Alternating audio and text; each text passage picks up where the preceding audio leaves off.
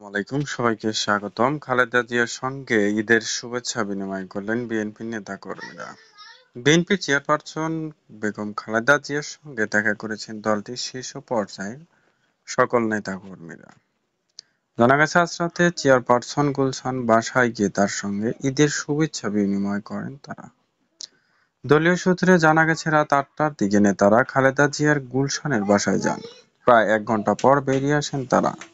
সেখানে গণমাধ্যমের সঙ্গে কথা বলে দলের স্থায়ী কমিটি খন্দকার মোশাররফ হোসেন বলেন, দলের মহাসচিব মির্জা ফখরুল ইসলাম আলমগীর আসতে পারেনি। তিনি আজ নিজের গ্রামে আছেন।